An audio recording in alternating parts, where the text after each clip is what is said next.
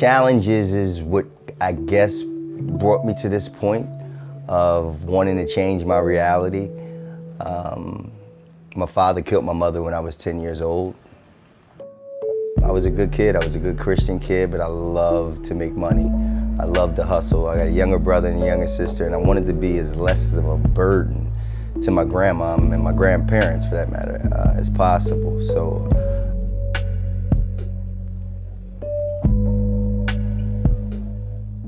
I'm Nellie Davis. I call myself the Dream Awake guy, because anything I put my mind to, I try my best to achieve it. Challenges is what I guess brought me to this point of wanting to change my reality. My father killed my mother when I was 10 years old. I was the key witness in the murder trial when I was 13.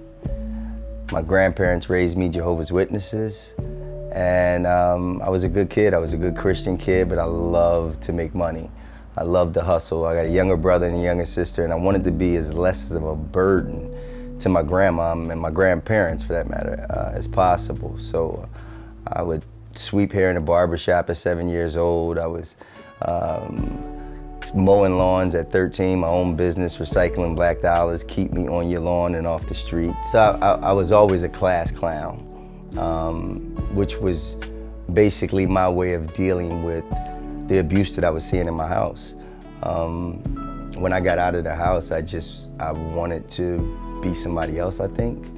I wanted to see everybody else laughing. I wanted to make people think that everything was okay with me, and not, I was holding an ice pack to my mom's eye last night after a horrible fight with my father.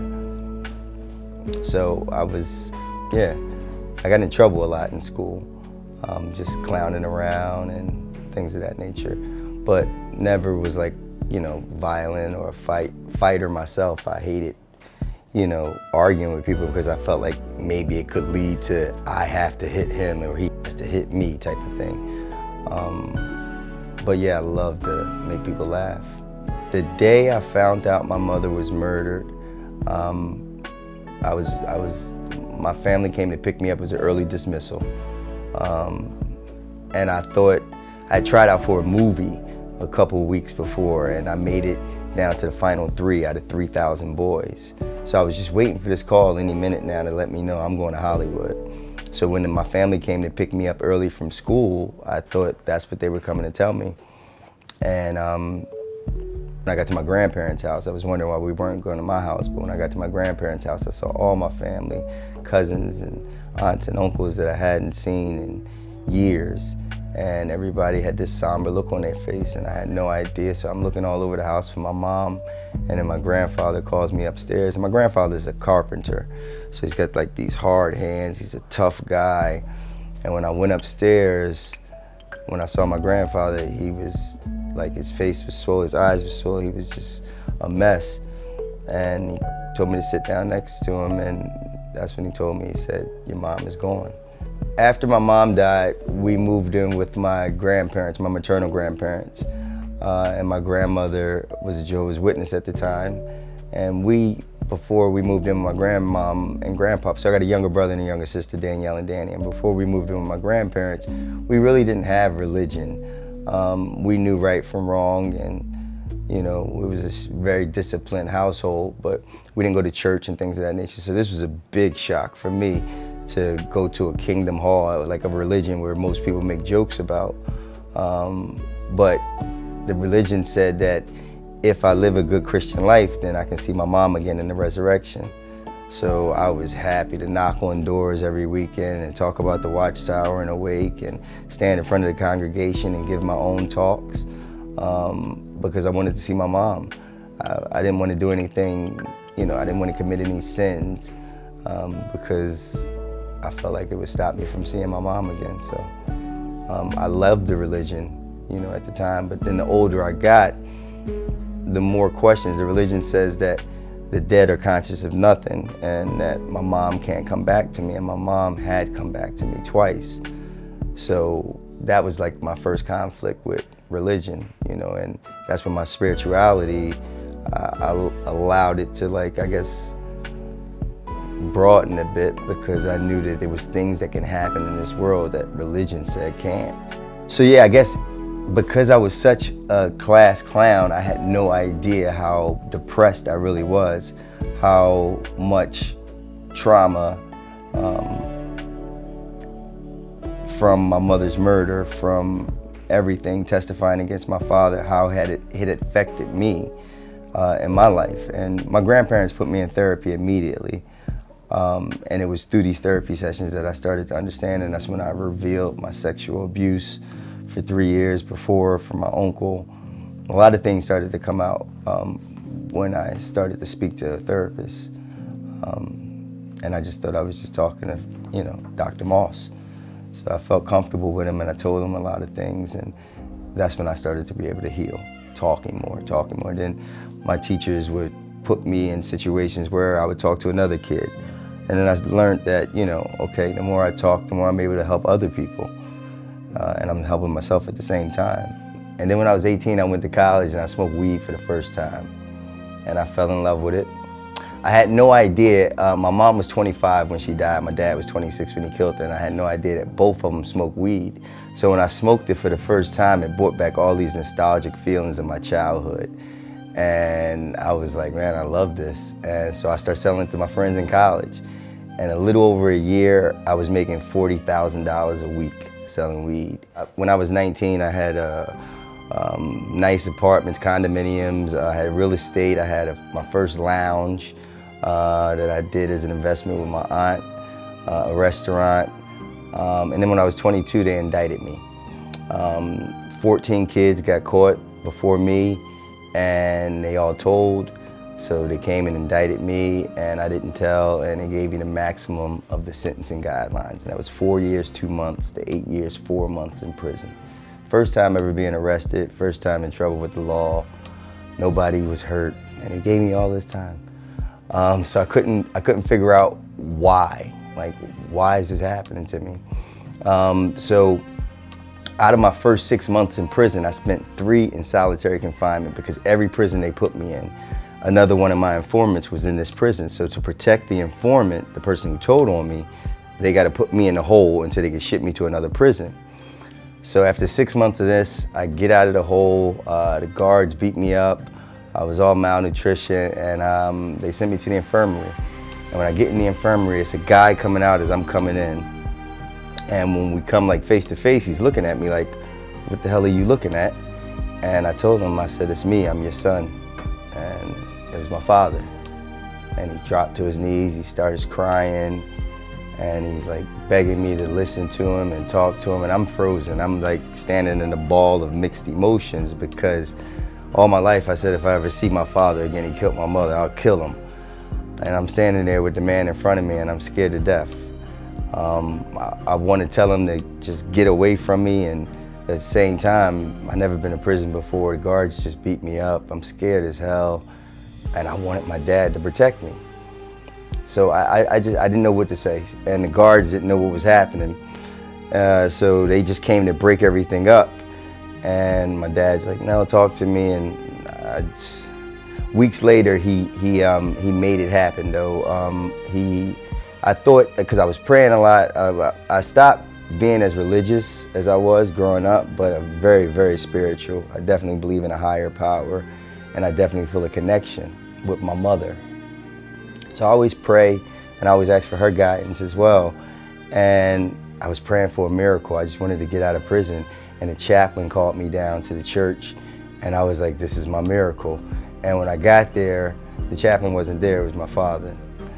And I just wanted to walk right out, and he begged me to speak to him. So I sat down, we started talking, and he's like reminiscing, you know, like when I was a kid, like, oh man, you used to do this, used to do that. And I was like, dude, don't say anything else. Like, I want you to tell me how you killed my mother. I want you to show me how you killed my mother. And he did.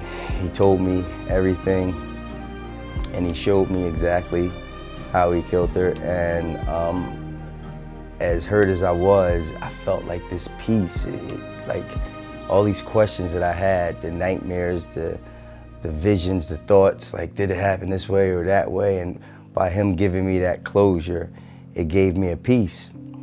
But when he was finished, we both face full of tears, crying our eyes out.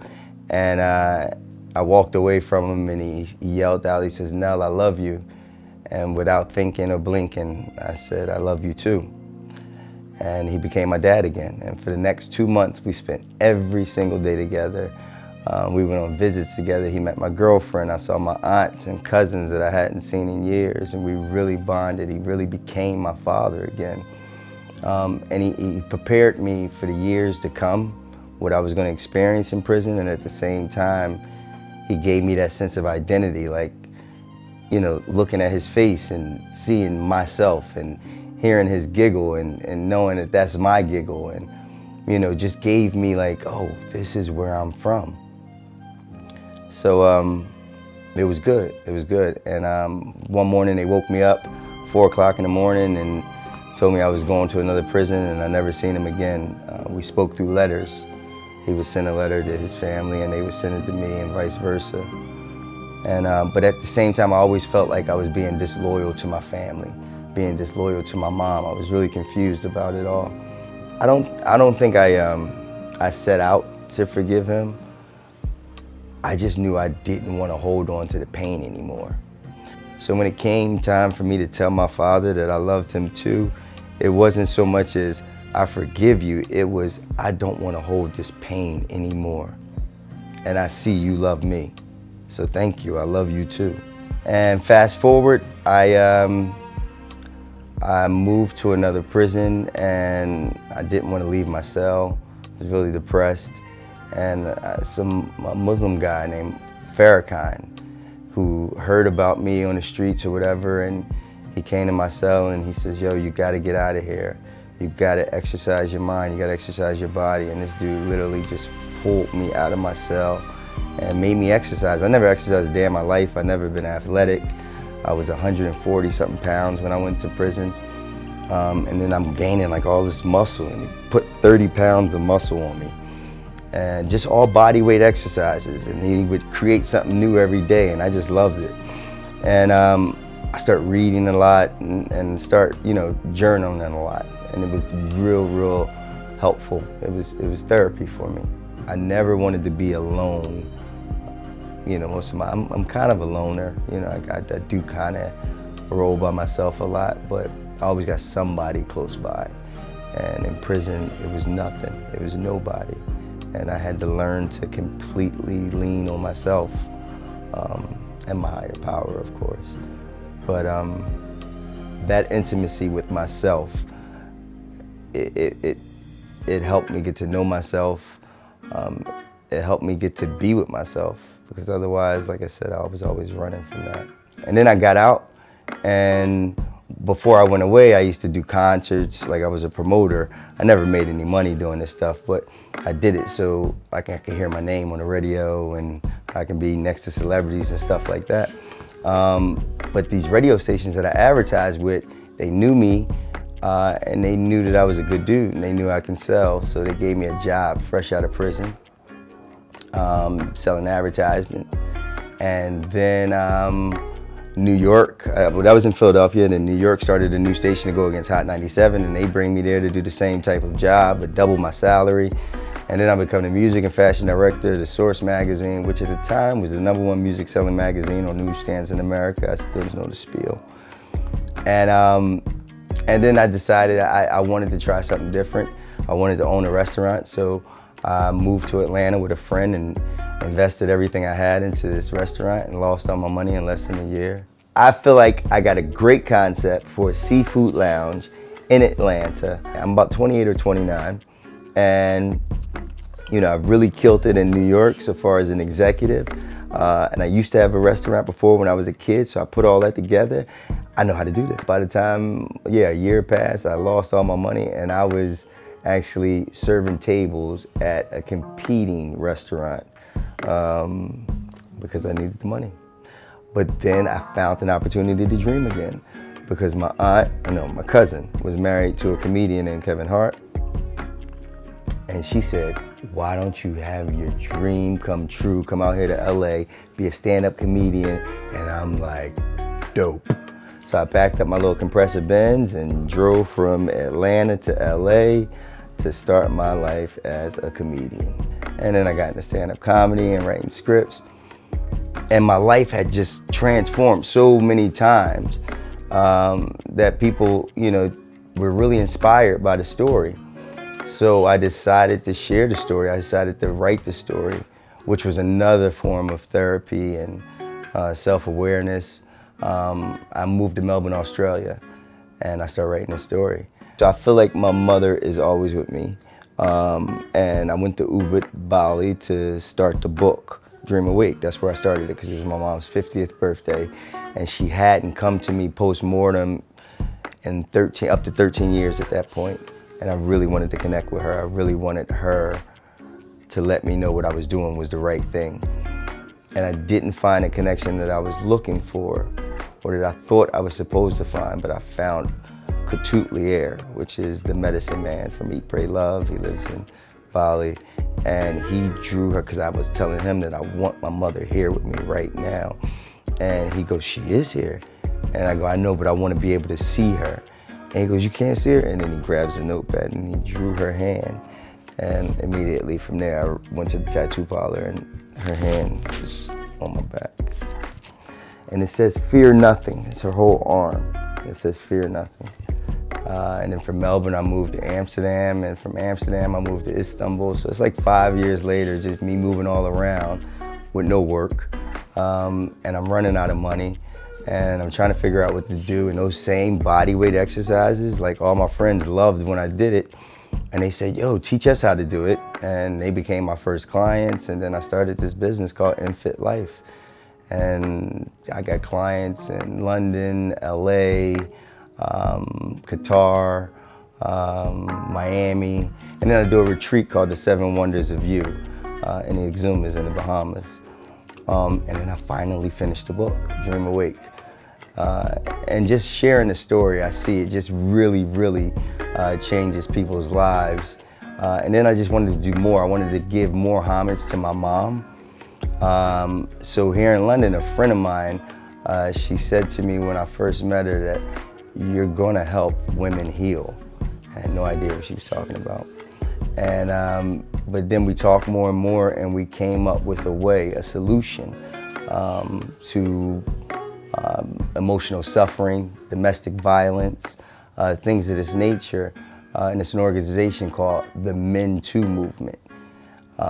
So now I'm starting this organization that's giving men a voice and to let the women know that we care. We want to be part of the formula to the solution of domestic violence, gender inequality, all of these issues that we are either affected by personally or we passionately care about a solution to. It's a purpose. And I don't know exactly how I'm supposed to say it, but like I know I have to do it. I heard this in the Frank Ocean song one time where they said, he said, if you could have 3 superpowers, what would they be? And my choices were, I wanted to be invisible, because a lot of times I come in a room and, people hear this American accent and they, where you from, where you from? And I kind of want to just, watch other people and observe other people. So I wanted to be invisible. I wanted to teletransport. And I guess that's why I travel so much, because I just like to be here one place and there the next place and all this. And the last thing I wanted to do, I wanted to be able to heal, because I knew all the pain that I've been through in my life. And I've had so many angels be delivered in a human form, be delivered to me and help me heal.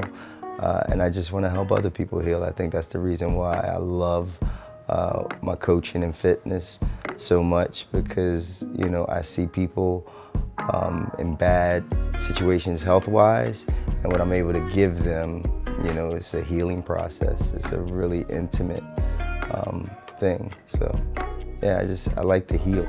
I think I got to a point where I just didn't want to hurt anymore. I didn't want the pain. I didn't want to be in pain. I didn't want to be depressed. And that's when I had to look for other ways. Exercise was definitely one. Therapy was another. but more than anything, just sharing my story with other people, seeing their face, seeing a connection, seeing a reflection, because that's what it's all about. Like when people know that they're not the only ones going through things, right there is the first step to recovery and healing. So I just didn't want to hurt anymore, and then you get to that point, you know, you can know things are happening in your life, and oh, my life is so, and you can stay in that, because whatever you put out in the universe, you're just bringing it back to you. So you just got to get to that point where you don't want to be in pain anymore. As soon as you make that decision, that's your first step. So what's in the future? The book is finished, so we're in the process of securing a publishing deal for that. Also working on a treatment, so we can develop it into a series. And then I have a wellness travel show that we're actually going to start shooting, where I go to different countries and experience how different cultures and different people self-love themselves through wellness and other mental health wellness techniques. And then I'm going to Africa. Friday, I fly off to Africa, to Senegal, because something told me that that's where I'm supposed to go next. I'm based in Miami, but I'm about to be based in Africa.